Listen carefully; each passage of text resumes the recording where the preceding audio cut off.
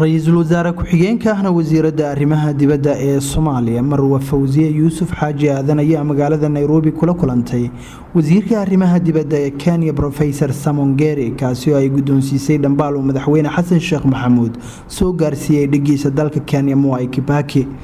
مروة فوزية oo Kenya soo gaartay galabnimadii Isniinta ayaa waxa uu dhigeeda Kenya ku qaabilay xafiiska wasaaradda arrimaha dibadda ee bartamaha magaalada Nairobi waxayna labada mas'uul ka wada hadleen xiriirka labada dal xoojinta hawlaha nabad ilaalinta ee AMISOM iyo sidoo kale sidii ay Kenya uga caawin lahayd Soomaaliya kobcinta aqoonta saraakiisha dawladda ee dhinaca maamulka iyo maareynta hay'adaha dawladda federaalka Soomaaliya wasiirada oo kulankoodii ku soo dhamaaday safgarad ayaa arrimihii ay ku heshiiyeen waxa warbaahinta u akhriyay Professor Samongeri wasiirka arrimaha dibadda ee Kenya oo sheegay in labada dal ay si dhaqso ah u soo nooleynayaan guddi gaar ah oo ka shaqeynaya xiriirka iyo iskaashiga labada dal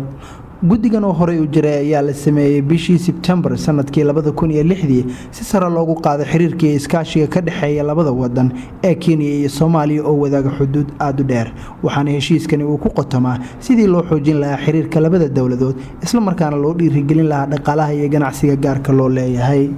Samongeri waxa uu sheegay in Kenya ay Soomaaliya ka caawinayso dhinacyada tababarka iyo kobcinta aqoonta saraakiisha dawladda ee ka shaqeynaya qaybaha kala duwan ee hay'adaha dawladda isla markaana ay wada shaqeyn buuxda siinayaan dhammaan ururada ka shaqeynaya dhinaca horumarinta Soomaaliya labada wasiir waxay isla garteen in sida ugu dhaqsaha badan loo sameeyo guddi khubaro ah kuwaas oo ka soo shaqeeya sidii dib loogu soo qaabeyn lahaa qaab dhismeedka iyo shaqada guddi isku dhaf ah oo ka shaqeeya danaha labada wadan Your Excellency, the Deputy Prime Minister and Minister for Foreign Affairs, Honorable Fazia Yusuf Haji Adan, the PS, Ministry of Foreign Affairs, Ambassador of Somalia to Kenya, all the senior officials from the ministry. We've just held a meeting, a bilateral meeting between the Foreign Minister of Somalia and myself, touching on several issues, and I've agreed that we release a common statement. Being the first visit of the Deputy Prime Minister, Minister of Foreign Affairs to Kenya, I'll give her the opportunity so that you can have the opportunity to know and hear her voice, to greet you in the usual African culture. Your Excellency. Your Excellency, gentlemen, Mr. Ambassador, I'm very pleased to be here today. My first visit as a Deputy Prime Minister and Minister of Foreign Affairs of Somalia. We had a very fruitful meeting. And I'm very pleased to be here with the officials.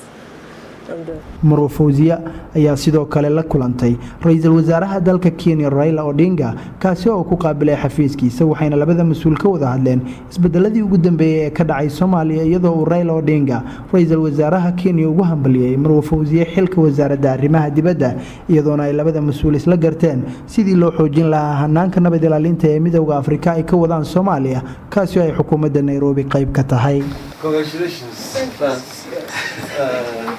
And welcome to Nairobi. Thank you for giving me the opportunity to dhinaca kalena ra'iisul wasaare ku-xigeenka ahna wasiiradda arrimaha dibadda ee Soomaaliya Maro Fawziya Yusuf Xaaji Aadan oo kulamadaasi kadib warbaahinta la hadashay ayaa sheegtay in Kenya loogu soo dhaweeyay si aan la xadidi karin isla markaana mas'uuliyiintii ay la kulantay ay isla garteen sidii loo cusboonaysiin lahaa heshiisyo ay horey u wada gaareen Soomaaliya iyo Kenya waxayna sidoo kale wasiiraddu sheegtay in madaxweynaha Soomaaliya Xasan Sheekh Maxamuud uu booqasho rasmi ah ku imaan doono dalka Kenya iyadoona intaa ku dartay in dawladda Kenya ay ka wada hadleen arrimaha waxaan ka wada hadalay heshiisyo fara badan oo hore u jiray inaan dib u cusboonaysiino waxaan ka wada heshiinay inaan nabadgelyada ka wada shaqeyno in ganacsiga Soomaaliya Kenya la sufuro in laba dal oo walaalo oo wada shaqeeyo oo cooperation badan yeesha